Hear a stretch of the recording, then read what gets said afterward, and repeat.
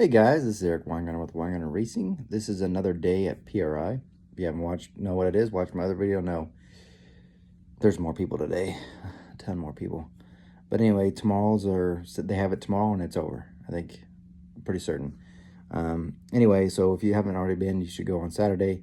That's our last day. There is a great, if you're in a head porting and you happen to come, Darren Morgan, which is my hero, he taught me a lot about porting as well. I took 2 of his classes. He's doing a seminar in room 236 at 2 o'clock. Him and Preston Mosler. I probably say his last name wrong. Sorry, dude. They already had one on Thursday, and they're doing, I think, the same one on Saturday. I will probably go again because I want to see if I could maybe pick up something I might have missed before. But he does a great job, especially Preston, because he did dyno stuff, which I thought that was pretty cool for them to share. Anyway, if you come, that's great to see. Now, I'm going to show you a few things I saw from today. Again, this may not interest everybody, but whatever. I mean, take it for what it's worth. So the first thing I want to talk about is some people had asked about small block Chevy stuff. Well, so I specifically tried to see if maybe I missed something, and I did. In the profiler booth, profiler heads, and I just did a video about the 210, they have a new intake manifold that's for like a 13-degree head for a small block Chevy. Now, why is this important? Because if any of you guys know that run a 13-degree stuff or 18-degree stuff, the manifolds used to be that you could get ones from Brodix, which I love Brodix, but their manifolds for those are not good. They take a ton of work. The other one was available was Edelbrock. Well, Edelbrock doesn't have them. And speaking of which, I got an update about Edelbrock too. So I talked to Billy Godbolt, who's a cam person, but if you know anything, Edelbrock and cam's kind of combined, so they're one company now. I don't know who owns who or who, whatever. Anyway, Billy told me a lot of cool stuff about cam lobes, which is really what I was there for, because he is a genius, and he gave me a whole bunch of different stuff. So I look forward to see some of the new lobes. But I did ask him, hey, what do you know about the manifold situation with Edelbrock? He said they're actually producing more manifolds than they ever have. The problem is when they had shifted their facility from California to wherever they're being manufactured now or cast, there was a delay, and they did it during COVID thinking it would slow down. Well, as we all know, COVID might have slowed down everything else, but racing stuff really picked up. So the point he's trying to say is they're making more manifolds, but so many more were on back order. So he said, say for instance, we made 100 manifolds. Well, there's 400 on back order, so you may not even see them. So you're just gonna have just to kind of catch up thing. He goes, trust me, products being put out, they're just not there. To give you an idea how bad it was, in the Edelbrock booth, there was not one single small block Chevy manifold, not one big block Chevy manifold. I think they had one LS manifold, maybe 2. That's it. No manifolds. So anyway, so back to the profiler one. Because Edelbrock stopped making the ones for the 13-degree stuff and the 18-degree stuff, Profiler picked that up, and it's a 4150 top. But I mean, someone like me, if you give me a chance and enough money, I can make it work with the 4500. Now, it's going to take a lot of welding. It's going to cost you a pretty penny, but it can happen. At least there's something there for it. Now, it's a spider, which means you have to have the water passage part of it to go with it. So anyway, let me show you a picture of that.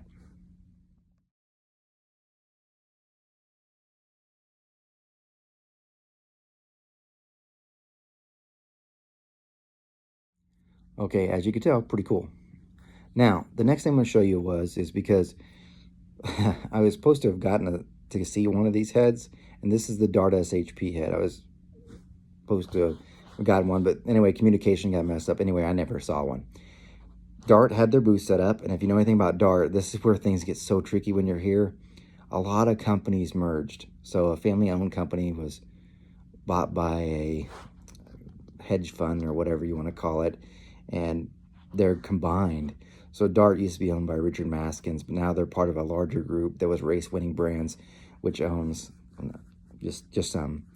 They own Dart, JE, which is SRP, and AFR. So and I'm leaving off a bunch, but they're all owned underneath one big company. So Dart had some new heads there, and I bring this up because the Dart SHP, they have the 180 and 200. Now, I had talked about those in previous videos, and the 180 I thought it was really good. I did. It was like the platinum version. They've updated it, okay? This head, and I'm going to tell you, they have them both the 180 and 200s updated. and both were on display, and both you're about to get to see. They look like an AFR, like the 180 looks like the 180 version from AFR, and the 200 looks like the 195 Raceport version. The only difference it looks like to me is it's as cast. Like they took the CNC port and they made an as cast mold. Because even look where the push rod holes are, everything looks like an AFR head almost on that end. So to me, that's what it looks like, which honestly, fantastic. Because I can't wait to get my hands on some, because as long as the price point's within reason, that'll probably be my budget port to go-to head, and along as the water is out of the way as well. But anyway, really cool. Take a peek.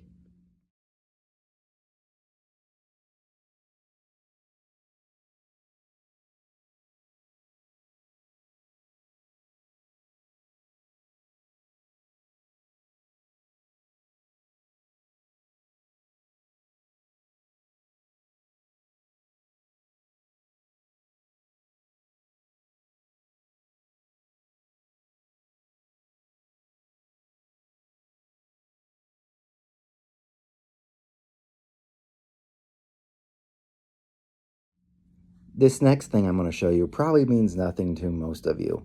If you're in this business, you may already know about it, but maybe you haven't.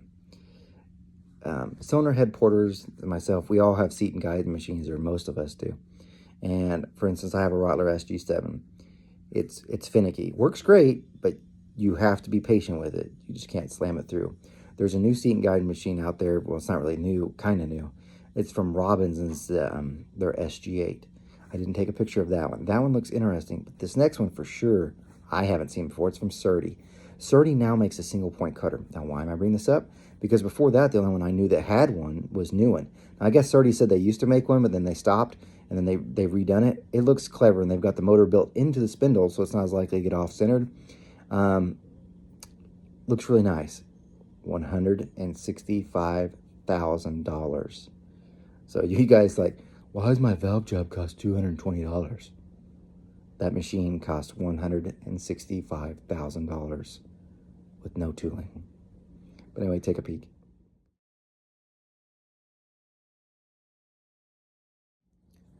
The last thing I'm going to show you is more of an idea. What do you think? As you know, I have a Camaro. It's a tunnel ram deal. It's a conventional headed thing. Works great. I'm going to be building a new engine for it, and I want to use the Brodix DN9. One, because it's 9-degree head, the thing looks amazing, and I want to get my hands on it. And chances are I'm just not going to have a customer that comes through, because I'm going to go ahead and say something to you. It's not that I don't think I could port it, but guys who buy that head or typically don't just buy that head and have someone else build it. Usually if they're buying that head, they're buying an engine from someone, and that person already has their own head. So they're not going to be buying it and maybe assembling the engine themselves. So the point I'm trying to make is that they don't often buy from like people like me. Not that I don't think I'm gifted, it's just not what they do. They just go buy an engine because they're so expensive. So anyway, here's what my dilemma is. I'm going to let you guys try to figure this thing out. I'm debating whether to keep it naturally aspirated. I'm going to run this tunnel ram, which you're going to see. It's from Profiler. It's their Hitman, because I do like dual carbs. And I'm either going to, one, build this engine. It's going to be either a 582 or 598. And I'm going to try to use a Liberty 5-speed transmission with a clutch and make it like a Pro Stock. Because ever since I was a kid, I wanted to drive Pro Stock. Look, I will never be able to afford a Pro Stock, never be able to even get their chassis, which, God, I wish I could. So I'm just going to make my Camaro as close as I can to it. Whenever it runs, it runs. I hope it runs quick. Or the second thought is that Hitman intake I'm about to show you, they actually make, I think it's Alki Digger, makes a top for this so you can run a supercharger, which I own a supercharger, but I don't think it's going to be enough to feed. If I did that, it'd be like a 540 I'd build. But I'm going to let you guys pick. Should I say an A, or should I do a Roots blower? And you're like, why don't you do some of the others? It's already enough money. And for a guy that takes this car out 6 times a year, if you look at the cost per pass, $10,000 per pass, just to what this thing costs, really. What I mean by that is because of all the parts, not actually what it costs for the pass. I just want to have fun. I don't want to spend every bit of money, ever. Well, that would be cool. So just put in the comments, what would you do? Would you do NA, or would you just put the blower on it and run a power line? because I really like the idea of shifting through gears, being like pro stock. To me, that's cool. A lot of people don't think it is, but hey, tell me what you think. And thanks for watching. You guys take care.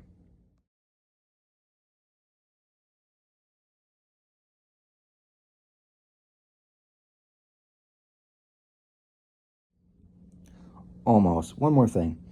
I have met several people that have saw me on YouTube here, and that has been fantastic. Um, Feel free to stop me and say hello. Just make sure I'm looking at you, because there's so many people, and I've heard my name 3 times, and I thought it was someone talking to me, and it was some other Eric, which is fine, because of course it's not a unique name.